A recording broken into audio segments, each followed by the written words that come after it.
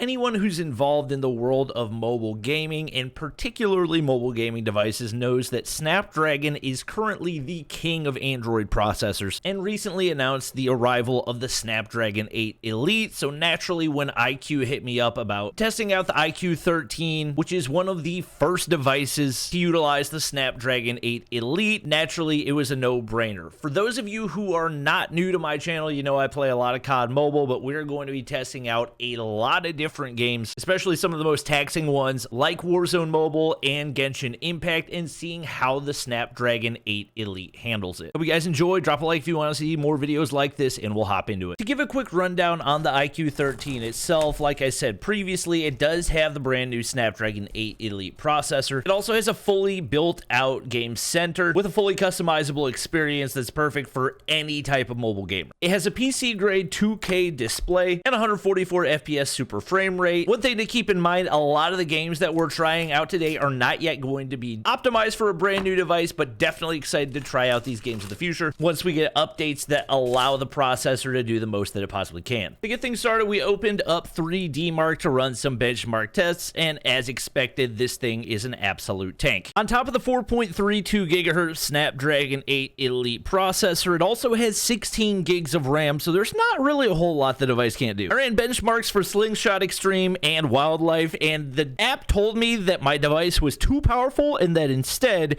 I should try Wildlife, which I had already benchmarked. The device has the second best benchmark out of any device, right behind the Honor Magic 7 for the Steel Nomad Light test. It ranks ahead of every other device in the Solar Bay test, which includes several other devices that have the Snapdragon 8 Elite, like the OnePlus 13. The first game I wanted to show off was Delta Force, because this is actually one of the newest games to release, especially as far as mobile shooters go. It actually just started its beta test in North America and has some of the highest graphics settings possible on any mobile shooter right now. From my experience, for the majority of mobile shooters, the highest demand on your device is going to be running max graphics along with the highest FPS that it will let you run. Most games, because 120 FPS tends to be so demanding, kind of force you to the lowest possible graphic settings or one of the lower options, which means especially for a processor like the Snapdragon 8 Elite, it's not going to be super taxing on your device. If you guys keep an eye on the left side of the screen, you will see we do have something measuring the CPU temperature and the CPU usage.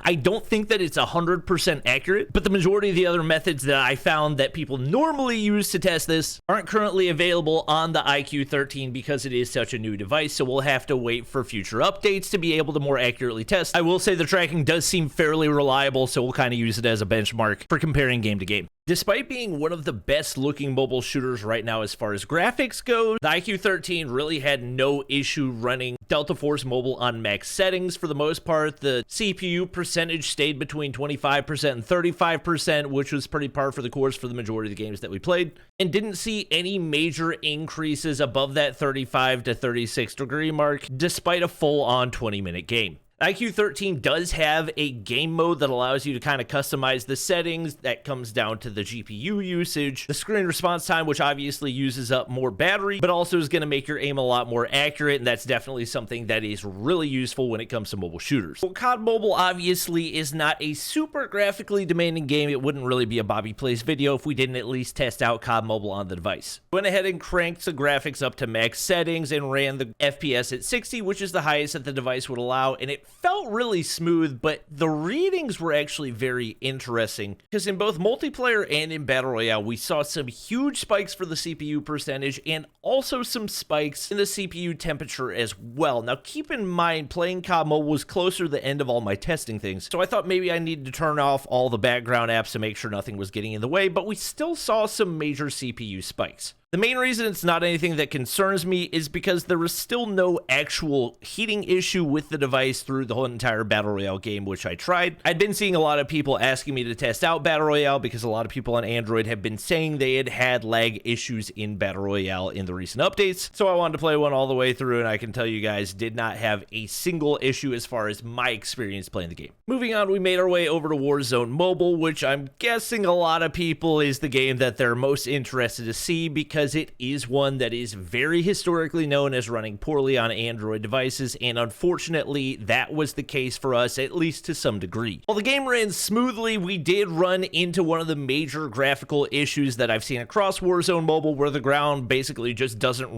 render at all in the way that it's supposed to. It's an issue I experienced on Alcatraz as well as Verdansk. We didn't see it in multiplayer, but to be fair, it's probably not really an issue specifically with the device or with the processor. It's just an issue with the game itself. As expected, we saw more heating issues with Warzone Mobile than we did with any other game as well. The game was pretty consistently spiking up to 60% CPU usage on Alcatraz, and of course saw the CPU temperature go from around 34 degrees all the way up to close to 60 by the end of the multiplayer game that we played after our game on Alcatraz. With that being said, you do have to keep in mind we're playing on peak graphics and also on high frame rate, so probably around that 60 frame mark. We didn't really see any major lag or drop off in frame rate, but more than likely with how quickly that CPU temperature is increasing, it's pretty much expected that if we had continued playing on the device without any type of a cooler, that we would have started to see those frames drop. Moving on, we made our way over to Genshin Impact, which is one that I wasn't really entirely sure what to expect. I had one stream a long time ago where I played Genshin whenever it first released on mobile and haven't really tried it since, so I didn't have a whole lot of expectations going into it, but it was a game that a lot of people had requested